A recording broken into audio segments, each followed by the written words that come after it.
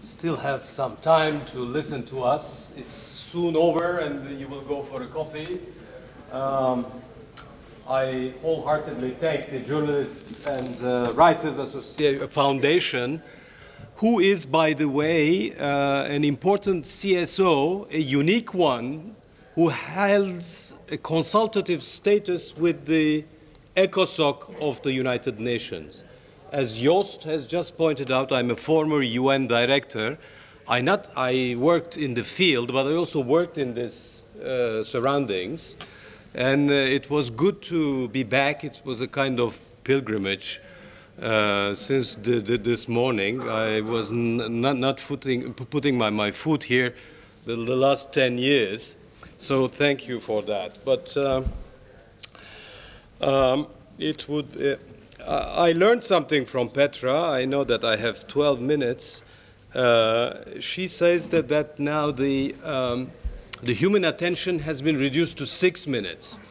When I was a student at the university, and we were always told that it's the human attention is 20 minutes, and Petra was saying that it was 12, and now it reduced to 6.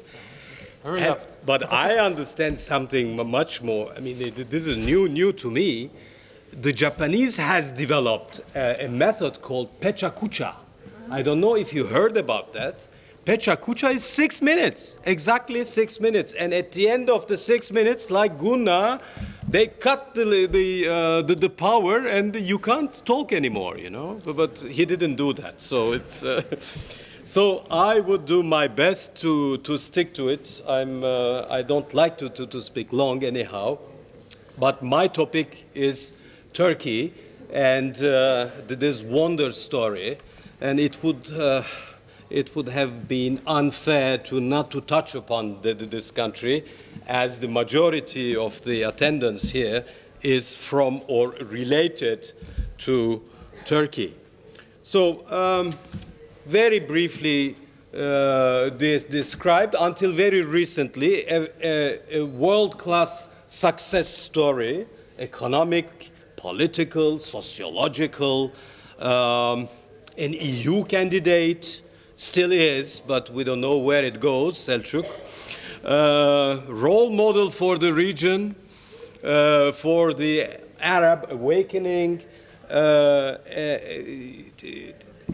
the country which gave to the political science the concept of Muslim Democrat after Christian Democrat. So it's a very interesting case which suddenly started to falter. And so this, I would like to ask the question why and how. Of course, it would take much more than 6 or rather 12 minutes to talk about it, but I would concentrate on the press freedom. I think the threat to press freedom in Turkey recently was both a cause and consequence of this post-reformist era where things have started to falter in Turkey.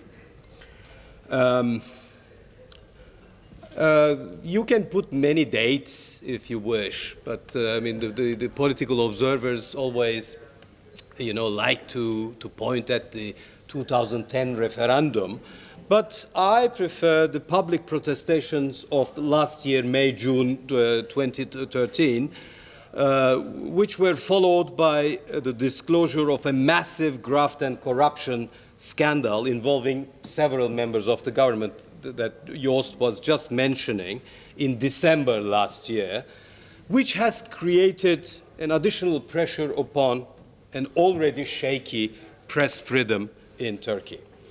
The government was preparing since years a system in which basic press freedom principles were and still are ignored.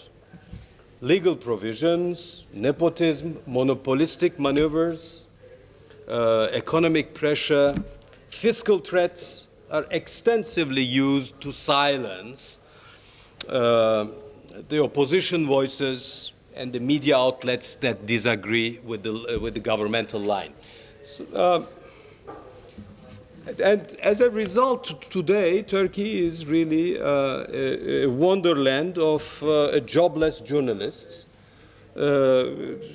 Existing pro-governmental media has developed a systematic disinformation and misinformation, and even an agitprop, agitation propaganda web. And the public has turned more and more to social media and foreign news outlets to get clear and non-falsified information. I see here at the press table that there is a press group and a social media group. That was not existing at my time. These young ladies are sitting on the social media part of it, you know, that this is fantastic. So this is, as a result, today, and according to intergovernmental, non-governmental, and governmental observers, Turkey, unfortunately, is an illiberal, non-free country in terms of press freedom. For Freedom House, for instance, it is a partly free on internet access, not free regarding the press. For Reporters Without Borders, it is ranked 154th out of 179 countries. The Committee to Protect Journalists regularly targets Turkey, unfortunately. And very recently, its executive director tells us, I quote, journalists describe to us a climate of fear characterized by public vilification, legal harassment, government pressure on newsroom, police abuse of reporters covering street protests. Nightmare. As for governments, of course, the US government every year publishes its human rights report, and Turkey is bashed constantly on media freedom in the US's report, but not only. As for the intergovernmental body, OSCE's representative on freedom of press and media criticized Turkish government restrictive measures. The EU, that you all know, in its recent report, openly talks about blanket bans on YouTube and Twitter raised serious concerns, even if later annulled by the Constitutional Court. Intimidating statements by politicians and cases launched against critical journalists. This is these are quotations from the EU report. Ownership structure that I mentioned, these are all recorded by the EU. Well, Turkey, unfortunately, and it's probably our main topic, is a country where citizens don't read much. You know, they don't speak foreign languages. It's very seldom. Some people talk about 7% of the population only, which is very weak, and get informed almost exclusively through national TVs and newspapers. And this is why your taxi driver is not, was not aware of what was happening. Well, yet the country is, of course, has a substantial number of citizens who are misinformed and thus manipulated. Because they have difficulties to get genuine information on what is really happening in the countries. The immediate result is an extreme polarization. It's not a state of war, thank God, but the social peace and democracy in the country is today seriously threatened because of the lack of proper information. So it represents a very representative worst practice, something that people should not, take as an example of an illiberal government using public means to control the media. So what to do?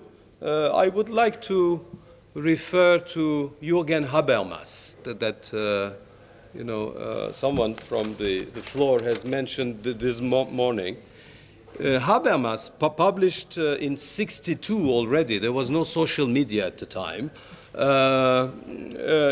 an important book on Öffentlichkeit, Strukturwandel der Öffentlichkeit. This is a critical investigation and analysis of the public sphere in civil society.